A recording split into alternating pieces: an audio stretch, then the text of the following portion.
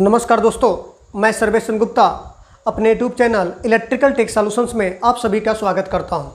दोस्तों, आज के लेक्चर में हम लोग ट्रांसफार्मर के वोल्टेज रेशियो और टर्न रेशियो को समझने की कोशिश करेंगे। इन दोनों को वोल्टेज रेशियो अथवा इंड्यूस वोल्टेज रेशियो बोल सकते हो, अथवा टर्न रेशियो को हम कंबाइंड फॉर्म में क्या बोलते हैं, ट्रांसफॉर्मेशन रेशियो। इसी को ही क्या कहा जाता है, ट्रांसफार्मर का transformation ratio.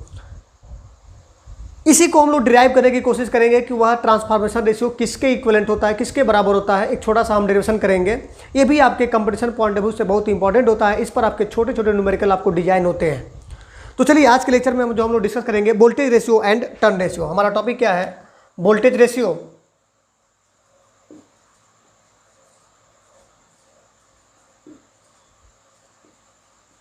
And turns ratio.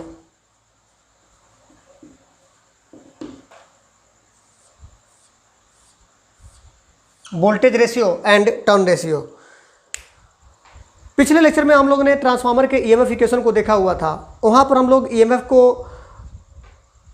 का एक रिलेशन निकाला था। वहाँ पर भी हमने एक छोटा सा डेरिवेशन किया हुआ था। तो वहाँ पर प्राइमरी और सेकेंडरी दोनों के ईएमएफ को हम लोगों ने कैलकुलेट किया था। वह दोनों इक्वेशन को यहाँ पर नीड होगी, वहाँ पर आवश्यकता होगी, उसको लेकर हम लोग चलेंगे। तो आज मैं आपको थोड़ा सा एक इंपॉर्टेंट चीज़ें बता दूं। कभी कभी आपके पेपर में पूछा जाता है कि वोल्टेज प्रति टर्न को कैलकुलेट करो। तो वोल्टेज प्रति टर्न हम समझ नहीं पाते होता क्या है। वोल्टेज प्रति टर्न क्या होता है, E/N रेशियो को ही हम क्या कहते हैं, वोल्टेज प्रति टर्न कहा जाता है। तो इसको भी नोट करके लिख लीजिएगा, E/N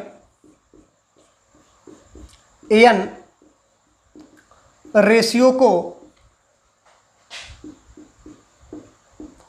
वोल्टेज प्रति टर्न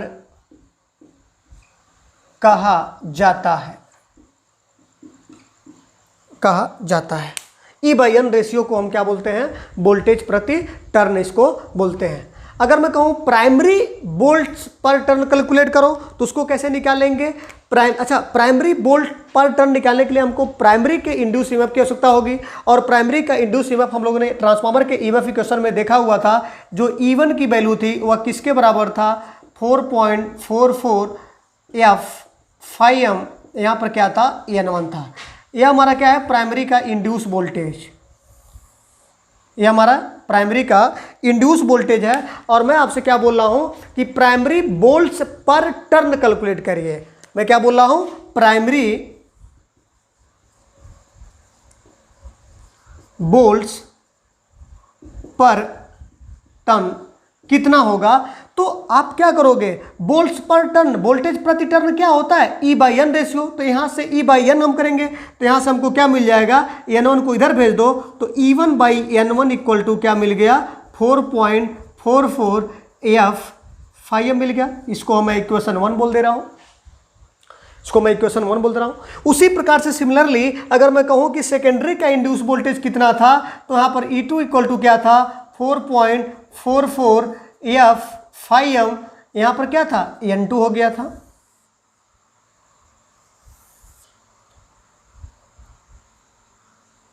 अब जरा ध्यान दीजिएगा, अब मैं आपसे बोल रहा हूं कि जरा सेकेंडरी वोल्ट्स पर टर्न कैलकुलेट करिए।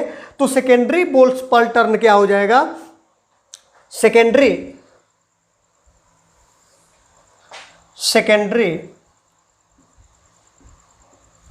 वोल्ट्स पर टर्न।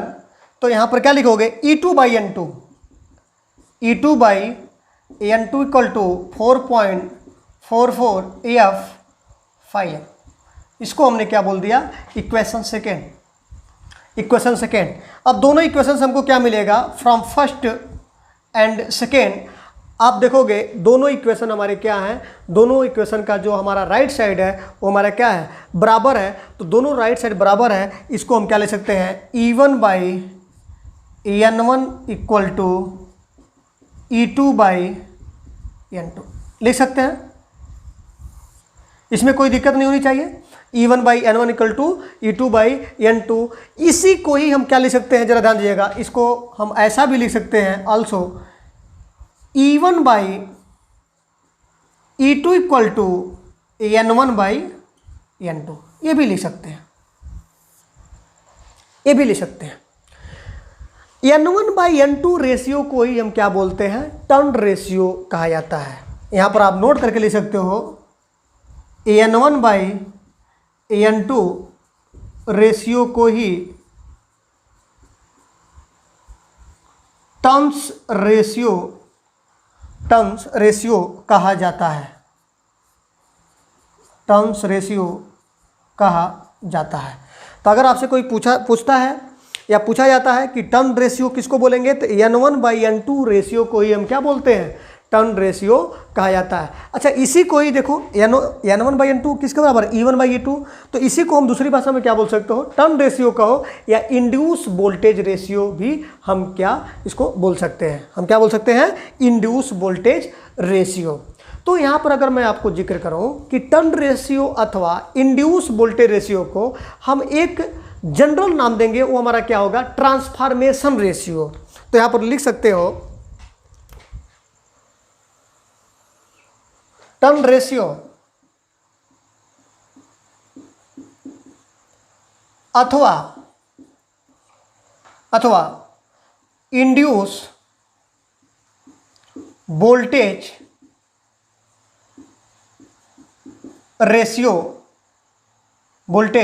रेशियो को ट्रांसफॉर्मेशन रेशियो कहा जाता है। क्या कहा जाता है, ट्रांसफॉर्मेशन रेशियो कहा जाता है। टर्न रेशियो अथवा इंड्यूस वोल्टेज रेशियो को क्या बोला जाता है, ट्रांसफॉर्मेशन रेशियो। यही हमारे लिए इंपॉर्टेंट है, ट्रांसफॉर्मेशन रेशियो कहा जाता है। तो अगर आपसे कोई पूछता है कि ट्रांसफॉर्मेशन रेशियो को कैसे कैलकुलेट करेंगे, तो हम इसको एक सिंबल देते हैं। ट्रांसफार्मर रेशियो को हम एक सिंबल से डिनोट करते हैं। वो हमारा सिंबल क्या होता है, ए होता है। इसको हम किससे बोलते हैं, इसको ए से डिनोट करते हैं। ट्रांसफॉर्मेशन रेशियो को किससे डिनोट किया जाता है, वह सिंबल हमारा क्या है, ए है। ए से इसको डिनोट किया जाता है। तो अगर मैं कहूँ कि ए की वैल्यू किसके बराबर होगा, तो ए इक्वल टू क्या लिखोगे, E1/E2 इक्वल टू N1/N2 लिख सकते हैं। दूसरा इंपॉर्टेंट चीज़ क्या है कि एक प्रैक्टिकल वोल्टेज सोर्स, जरा गौर से सुनिएगा मैं क्या बोल रहा हूं, एक प्रैक्टिकल वोल्टेज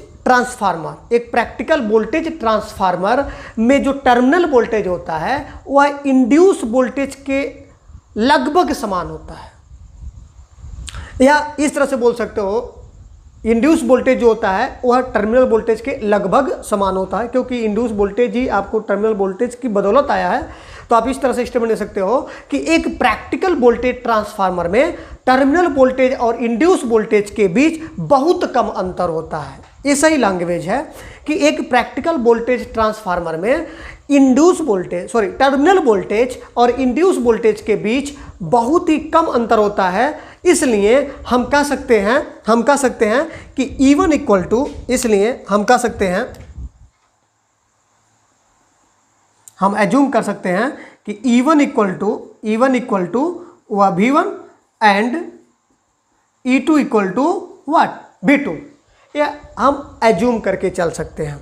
इसलिए हम क्या कर सकते हैं, एज्यूम कर सकते हैं कि E1 equal to V1 and E2 equal to V2। मैंने क्या बोला कि एक प्रैक्टिकल वोल्टेज ट्रांसफार्मर में टर्मिनल वोल्टेज और इंड्यूस वोल्टेज के बीच बहुत ही कम अंतर होता है। इसलिए हम E1 इक्वल टू V1 और E2 इक्वल टू V2 क्या कर सकते हैं, एज्यूम कर सकते हैं, उसको मान सकते हैं, एज्यूम कर सकते हैं। अगर हम E1 इक्वल टू V1 और E2 equal to V2 assume कर लिए, अब इस स्थिति में जो हमारा ट्रांसफॉर्मेशन रेशियो का फॉर्मूला हो जाएगा वह A इक्वल टू क्या होगा, E1/E2 equal to V1/V2 equal to N1/N2। यह बहुत ही इंपॉर्टेंट रिजल्ट है। इस पर बहुत सारे छोटे छोटे न्यूमेरिकल आपके कंपटीशन में पूछे जाते हैं।